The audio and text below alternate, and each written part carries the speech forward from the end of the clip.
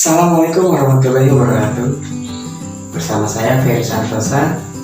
Kali ini saya akan membahas tema tentang konsep diri. Berbicara konsep diri sama artinya seperti kita sedang membangun sebuah bangunan, sedang membangun sebuah rumah, membangun sebuah konstruksi yang kuat dan kokoh. Jika fondasinya kuat, maka bangunan tersebut pun akan kuat. Jadi konsep diri sama artinya diri kita atau cerminan hidup kita tergantung dari fondasi yang sudah kita tanamkan sejak kecil sehingga masuk ke pikiran bawah sadar kita dan terbentuklah sebuah karakter dan sifat kita untuk mencapai sebuah keberhasilan. Konsep diri adalah semua persepsi kita terhadap aspek diri kita yang meliputi aspek fisik, aspek sosial, dan aspek psikologis.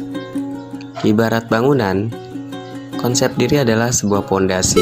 Semakin kuat pondasi ini, semakin kokoh bangunannya. Konsep diri juga merupakan pondasi keberhasilan dalam proses pembelajaran. Agar konsep diri remaja positif, apa yang harus dilakukan? Yang pertama, melakukan aktivitas fisik. Remaja mulai sadar akan penampilan dan bentuk tubuhnya. Olahraga, paskibra, menari dapat membuatnya lebih sehat dan percaya diri. 2. Cintai diri sendiri. Jangan selalu membandingkan diri dengan orang lain. Sebaliknya, terimalah kekurangan diri, beri apresiasi diri sendiri jika telah berusaha maksimal. 3. Fokus pada kelebihan. Menemukan minat dan bakat dapat membuat remaja memiliki konsep diri yang positif. Lakukan aktivitas yang dapat mengasah minat tersebut. 4. Membantu orang lain. Membantu orang lain yang tidak dikenal termasuk aktif dalam gerakan kemanusiaan dan lingkungan, membuat remaja merasa memiliki dampak positif di luar diri mereka sendiri.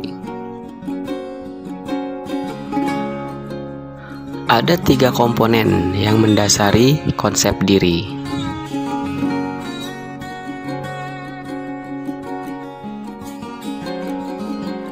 Yang pertama, self-ideal.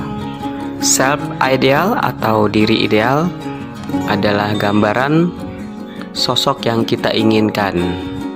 Jika kita bisa, kita ingin menjadi orang yang seperti itu. Kalau kita lihat anak-anak, mereka sering menonton film superhero. Ketika mereka menonton superhero, maka mereka ingin menjadi tokoh yang berada di film tersebut. Itulah salah satu contoh konsep diri dari self-ideal atau diri ideal. Pada siswa dalam konteks pendidikan, diri ideal mereka mendapatkan nilai 100 atau nilai A dalam setiap ujian. Komponen kedua adalah self-image. Self-image atau citra diri adalah cara kita melihat diri kita sendiri, cara berpikir mengenai diri kita sekarang. Kita akan selalu bertindak dan bersikap sesuai dengan gambaran yang ada pada pikiran diri kita. Misalnya, setiap kali kita berpikir bahwa diri kita mampu belajar dengan baik, tenang, maka setiap kali kita belajar, kita akan mampu dan tenang dalam mengerjakannya. Begitupun sebaliknya, jika kita berpikir bahwa diri kita tidak mampu dan tidak bisa dalam belajar, maka hasilnya pun kita tidak akan pernah bisa dan tidak akan pernah mampu dalam mengerjakannya. Komponen yang ketiga yaitu self-esteem. Self-esteem atau harga diri adalah komponen bersifat emosional yang merupakan komponen yang paling penting dalam menentukan sifat, sikap, dan kepribadian kita. Harga diri merupakan kunci untuk mencapai keberhasilan hidup. Harga diri dapat kita artikan sebagai kecenderungan untuk memandang diri sebagai pribadi yang mampu dalam mencapai sebuah keberhasilan.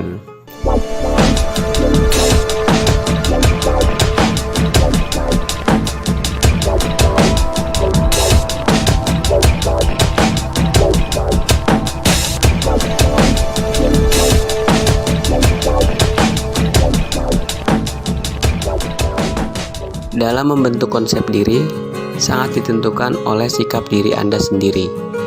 Sikap adalah kebiasaan berpikir dan oleh karenanya dapat dibentuk dan dipelajari.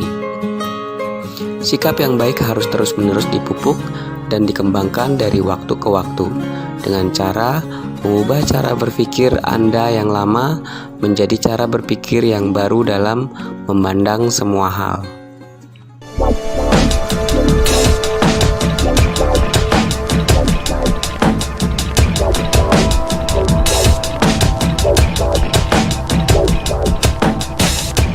Konsep diri seperti meja, ada kaki yang menopang.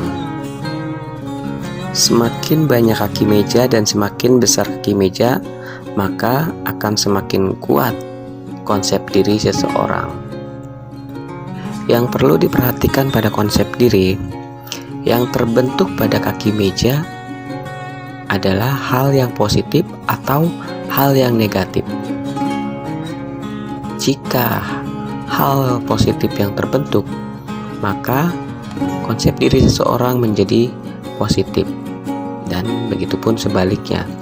Jika kaki meja yang terbentuk adalah yang negatif, maka konsep diri seseorang menjadi negatif.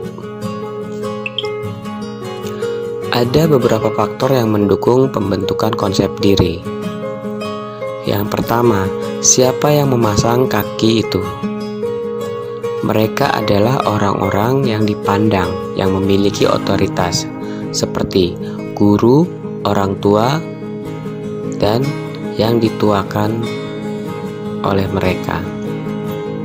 Seberapa kuat sugesti yang timbul yang diberikan kepada anak tersebut sehingga terbentuk konsep dirinya. Yang kedua, seberapa kuat sugesti yang timbul pada saat kaki meja tersebut dipasang. Yang ketiga, repetisi. Semakin sering sebuah statement diungkapkan kepada anak tersebut, maka akan semakin kokoh, semakin kuat kaki tersebut terbentuk konsep diri. Kita ambil contoh, bagaimana konsep diri saya bodoh itu terbentuk. Seorang anak merasa dirinya bodoh dan tidak mampu. Dari manakah konsep itu terbentuk? Jawabannya dari pengalaman dan sugesti yang diberikan kepada si anak tersebut. Misalnya, ketika di sekolah dia mendapat nilai jelek, dia merasa malu dengan diri sendiri dan orang tuanya. Dan ketika di rumah, orang tuanya berkata,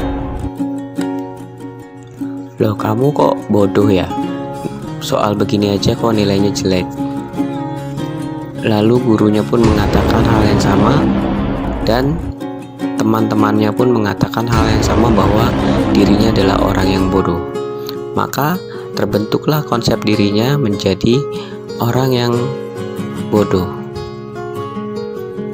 Dari lingkungan yang terus-menerus mengatakan bahwa anak itu tidak mampu dan bodoh dan sebagainya, maka semakin kuat kaki-kaki itu menopang dan terbentuklah saya bodoh. Sebaliknya, bagaimana konsep diri positif itu terbentuk? Sebenarnya polanya sama. Hanya saja anak itu selalu menerima statement positif dari lingkungannya, dari teman-temannya, dari gurunya, dan dari orang tuanya, bahwa mengatakan anak tersebut pintar. Maka terbentuklah konsep dirinya menjadi seorang anak yang pintar.